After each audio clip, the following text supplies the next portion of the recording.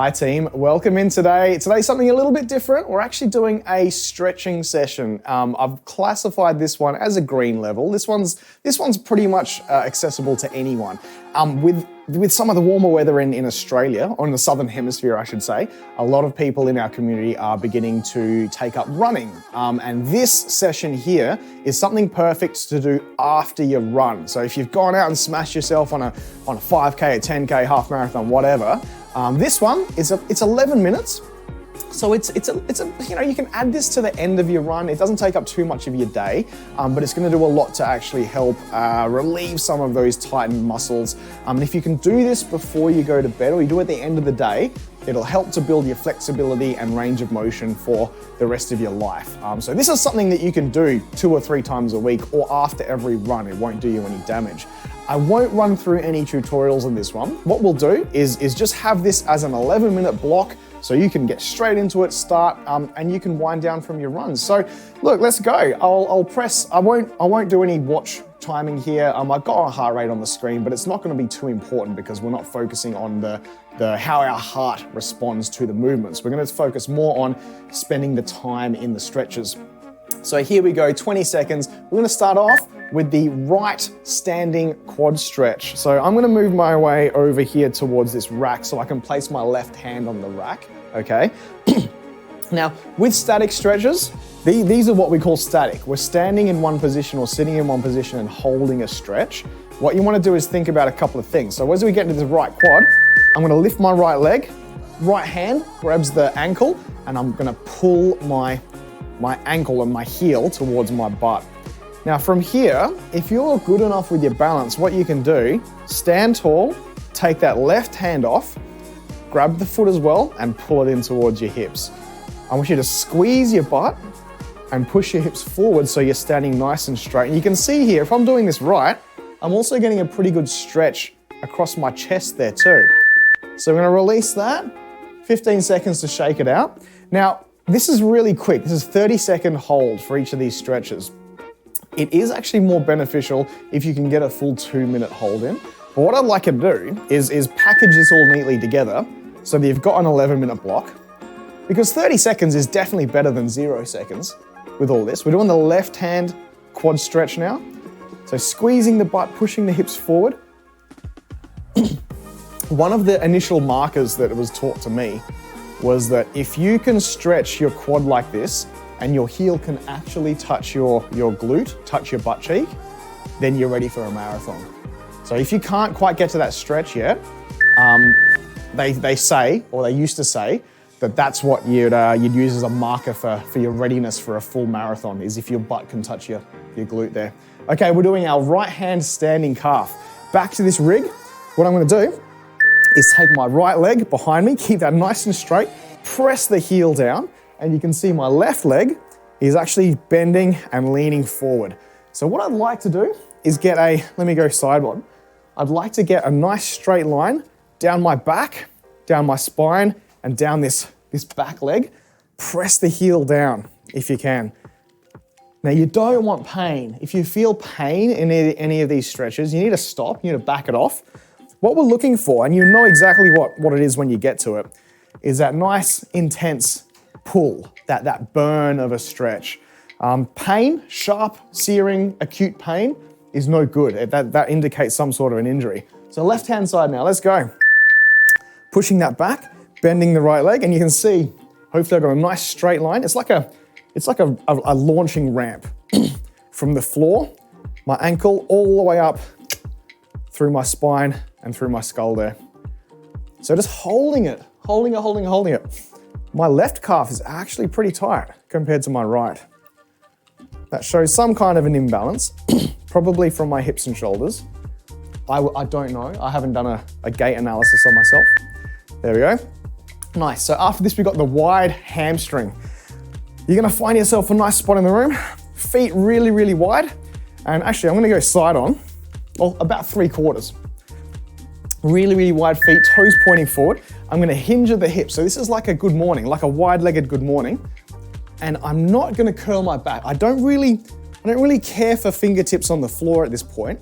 What I wanna do is have a straight back from my hips to my shoulders, and I want to drive my chest down towards the ankles there. So you can see I've got hopefully nice straight legs. And this is going to be a better stretch than curling your back and reaching towards your toes. Don't bother with reaching your toes. And bring it up. There you go, that was a good one. Nice. So right seated glute. You want a chair for this one. I've got my bench, so I'm going to take a seat. We're going to grab the right ankle, bring that up to the left knee, 90 degrees in the knee, and then I'm going to lean forward. So this one's definitely my favorite because this one stretches your glute med. This one hits a little bit of the piriformis as well. But you want to make sure that this knee is horizontal. So if it's poking up like this, press it down and then chest down towards that shin. It doesn't take a lot. If you can, this is where you want to reach towards the floor. If you can get the fingertips to the floor. Nice, bring that up, down. So now the other leg, left ankle on top of the right knee. And if you've got really, really tight hips, you're gonna find it's a bit like this. Push that down, open the hips up. And then from the hips, you're gonna lean forward, reach forward, and get that really nice stretch in the glute med and the side of the hip. You'll feel it on this side, just here. Really, really, really good hip opener. So there's plenty of ways of doing this stretch. This is actually a regressed pigeon stretch. You can do it laying on the floor as well. But by sitting up here, it's a little bit more accessible for people to get into. So holding, holding, holding, and bring that up. Good. Now, this is the right TFL, transfascial latae. I think that's how you pronounce it. This is a weird one, okay? The right leg goes behind the left, left in front. We're then gonna lean, push our hip towards the right and lean. Now, this is a very, very strange one. It may look like I'm not doing too much, but you gotta make sure that the right leg is straight, left leg bends across it, standing up, push the hip to the side. And then when you bring that arm up, you're gonna feel it across the side of the top of the IT band on the right-hand side, okay? So the reason this one's important is because a lot of people that have ITB issues, I'm gonna do this next one from the side so you can see that I'm not pushing my hips forward or back, okay? So this one now is the left side we're gonna be stretching. The right foot goes across the front. The left leg is straight, and then I'm gonna lean across to the right.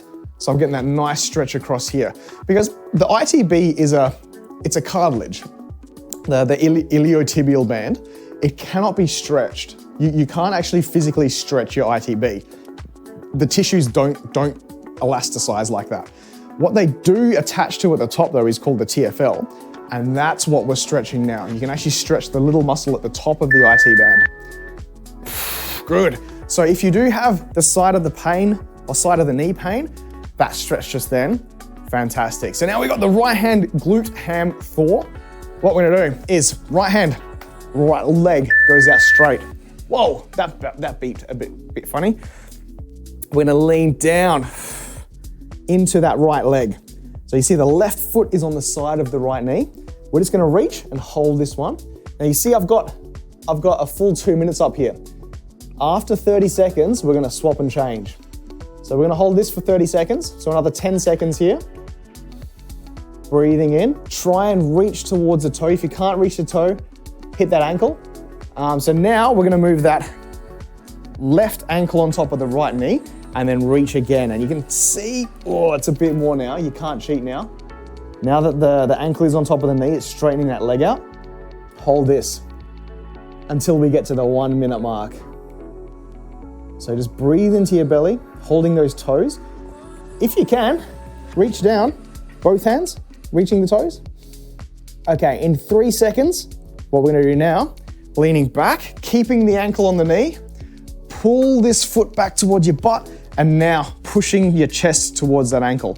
So that seated piriformis stretch we did before, we're now doing it on the floor here, and we're pushing ourselves up towards this ankle. So you're gonna feel it just here in the hip. And in 10 seconds, we're gonna perform the fourth in this cycle. We're gonna roll our foot, the one that's up on the knee. So that's down on the floor, here we go. Roll that down. And then our right hand, or right elbow, attaches to the side of the left knee, and we're gonna stretch this thoracic spine now. So we're getting a good glute stretch and a thoracic spine stretch here. And breathing into this for the last 10 seconds. Just breathe. So straighten that arm, put a lot of pressure onto that side of that knee so you can get that rotation in your spine and in the hip here. Holding. Oh, a bit crunchy. Okay. Give me a sec.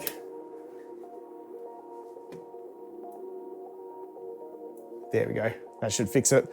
Okay, we're gonna go down into the, that's better, left. So left leg goes out straight, right foot to the side of the knee there, and we're gonna reach out towards the toes.